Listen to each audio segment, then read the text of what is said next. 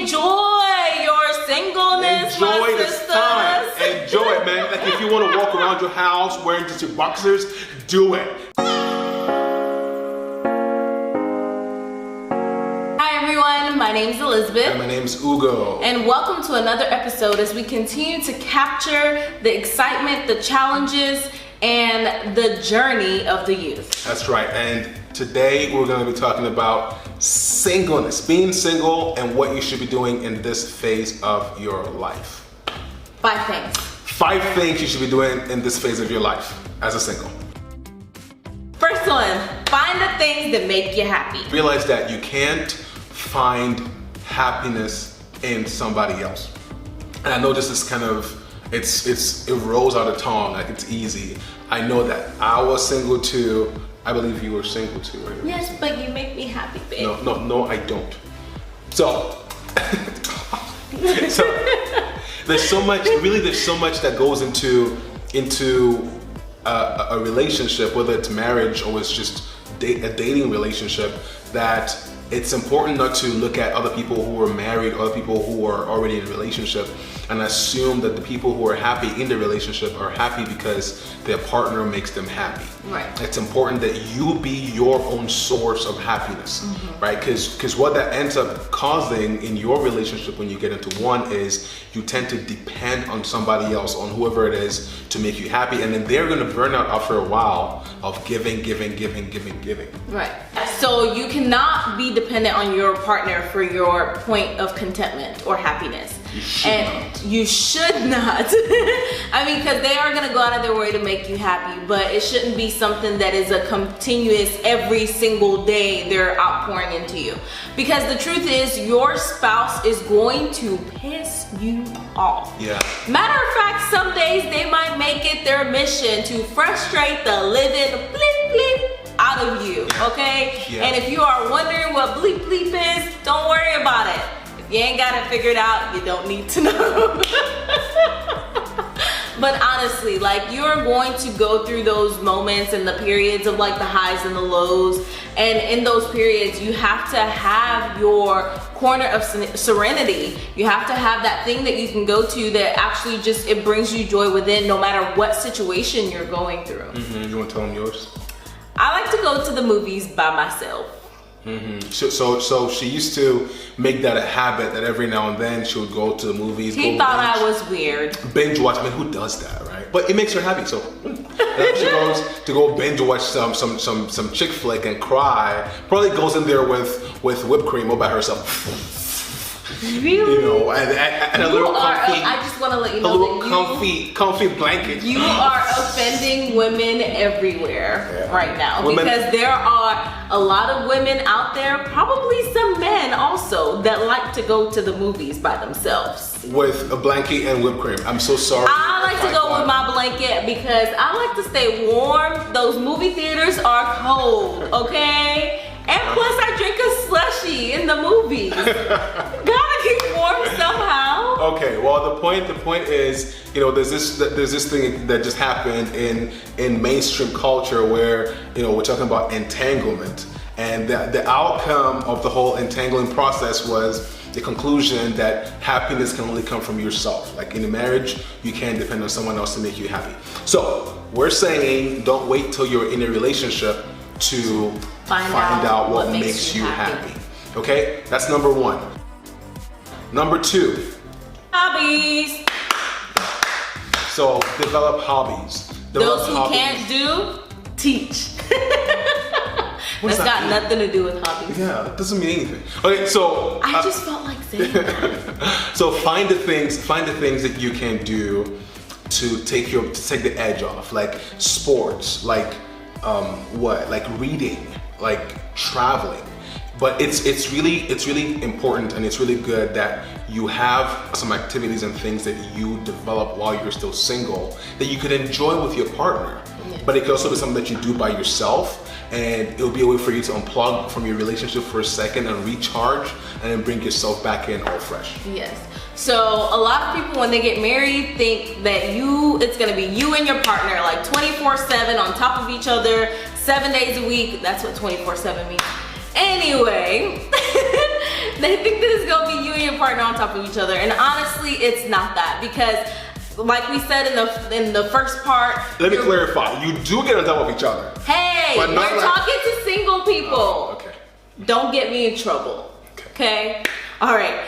Like I was saying, you are not going to be on top of each other. Like we said in the first point, you are going to probably frustrate each other. You're going to have disagreements. You're going to, have your highs and lows. And in those periods, you do kind of need to go to your own corner, And so it's very important that you have things that, you can do yourself, or the things that you can come together and do. If you like board games, you can play board games together. If you are a runner and your partner is also a runner, that's something that you guys can do together. Sure. Yeah. Yes. So it's like saying, if you were to take a 24-hour period, right? And in that 24-hour period, you devote, 10 hours to each other.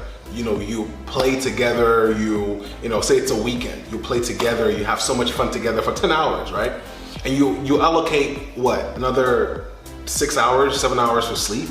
You still got a bunch of hours left to do something with. And you can't just spend every waking minute of it with your partner, right? Whether you're married or you're just in a relationship. So it's good for you to have hobbies and things that are of self-interest for yourself to enjoy and do away from your partner. Yeah, because a lot of people feel like they tend to lose their sense of self when they get into a relationship, because it's like you go into it with this idealistic mindset that, like I said before, it's gonna be you guys 24/7. And when you think that your relationship is gonna be that, and you go into it with that mentality, and if you do end up that's the wrong word. If you do end up engulfing yourself in one another, you do end up losing a sense of self, because especially if you don't have those hobbies that you used to do before, then you don't have anything to do in your alone time. Mm-hmm. So it's like when they're out doing their own stuff, if they've got hobbies, then you're either the tag along, or then you end up feeling like, oh, he doesn't love me, or he doesn't care about me. Spend time with me. Yeah, because he's gone out and done his own stuff. So that's why it's important for you to have your own stuff. You gotta stand alone, girls. We are strong. We're powerful. You gotta stand alone, guys. We are strong. We're powerful. I'm not acting like that. You have to stand alone, guys. We're strong and we're powerful. All right, takes us to point number 3. Hit it. Get to know yourself, people. Who are you? What we're trying to say is get to find out what you like and what you don't like. And the fastest way to do that is to put yourself in those situations. Travel, all right? Use some of this time that you have to discover some things about you. Let me tell you. So an example I have is I learned that I don't like escape rooms. I despise escape rooms. And everyone's like, ooh, don't say that. I don't like escape rooms. Shh, that's me. I don't like them.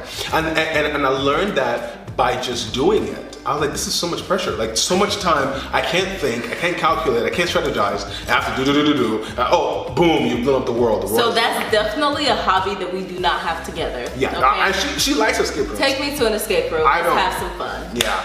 So find out what you like in this time. Find out what your likes are and what your dislikes are. Yes, and it's also a great opportunity to find out your strengths and your weaknesses.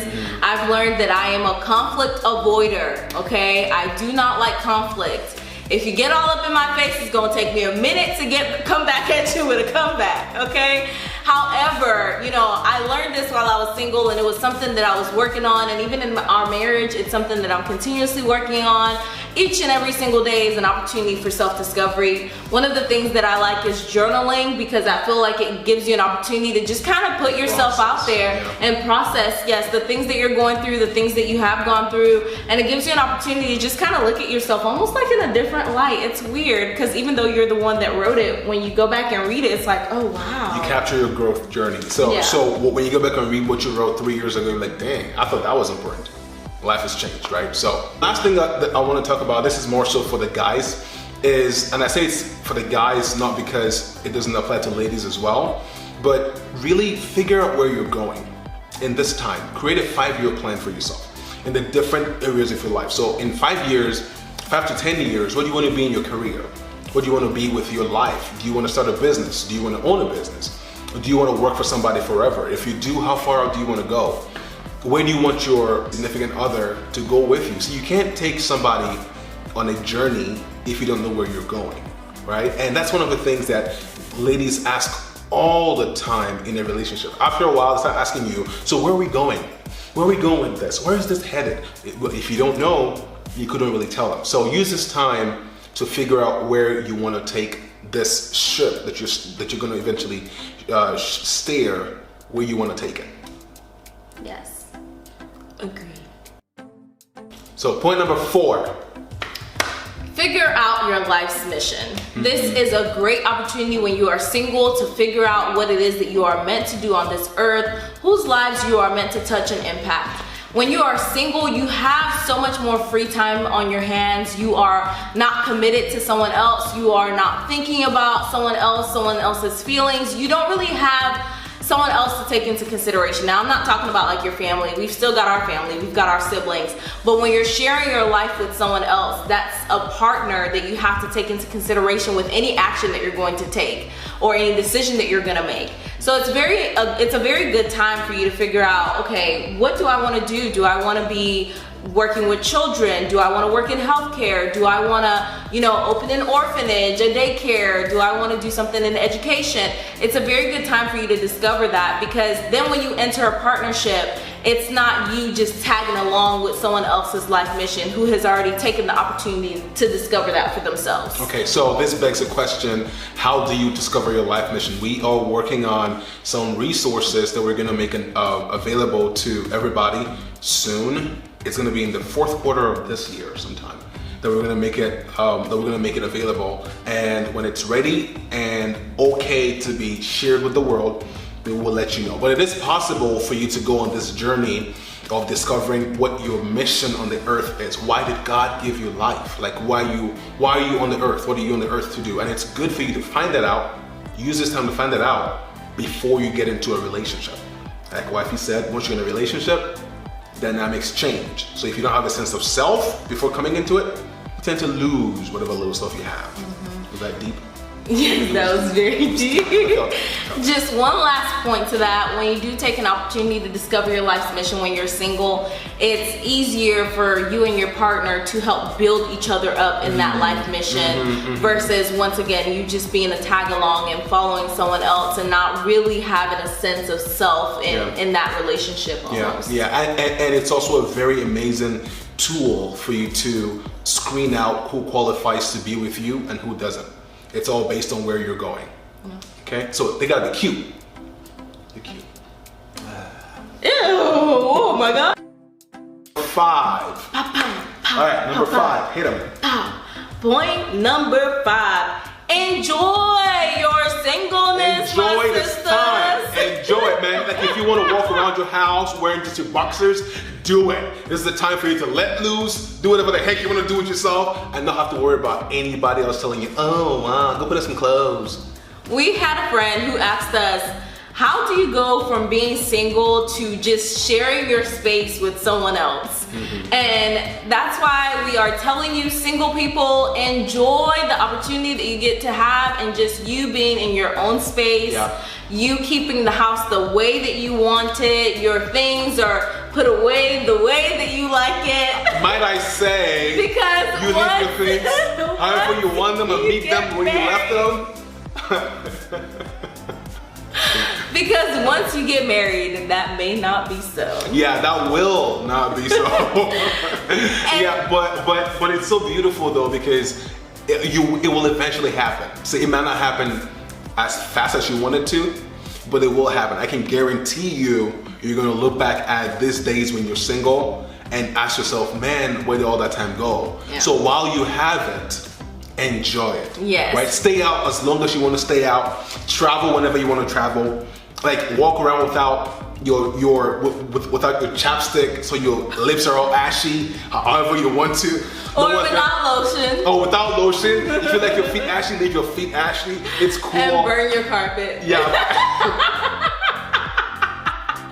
Okay, so let's talk about this enjoying your singleness, this last one, okay? So a lot of people you know, when they get married, I mean, they say that the first year of marriage is the hardest, right? And so singles, we're telling you to enjoy this alone time because I feel like there's so much that goes into sharing your space with someone else that, you know, if you've never done it before, like we're not even talking about college days. In college, you're sharing a room with like a bunch of brothers and a bunch of sisters, and you know, you've got the hormones and all that stuff. This is just like your significant other, someone that you intend on spending the rest of your life with, and there's certain things that will happen that you'll be like, man. It's now is a very good time to learn a lot about the other gender as well. This is kind of a bonus point, right? Just learn a lot. If you're a guy, learn about the idiosyncrasies of women. They got a lot. They have a lot. They're cute.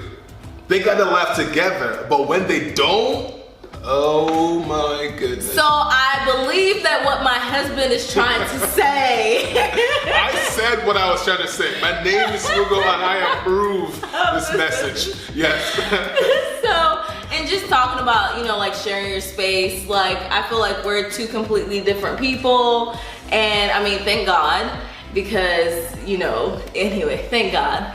And he's very organized and very meticulous. I mean, even in the creating of this video, which I feel like one day we should just do like a behind the scenes of like how we prep to do our videos, because it's just so crazy. Like he's very like structured and organized, and I'm very fly at the seat of my pants. I used to work in the ER and we call it organized chaos. Yes. Okay. More like chaotic organization. Meaning if he moves my things, I know that my things have been moved. They may not look like they have structure, but they've got structure. So the point of it is, do these 5 things while you're still single. Of course, there are other things you could be doing, but these are the 5 we wanted to share with you today. Yep, that's right. Thank you so much for checking out our video, and we hope that you have found these tips helpful. Don't forget to subscribe if you want to see more of these wonderful, wonderful videos made by hubby and I. So until next time, see ya. Ta-da. Subscribe. Is it? Where's the button gonna be? It's gonna be somewhere. There. Subscribe. Click the button now before you forget, dang it. Do it now. Yay.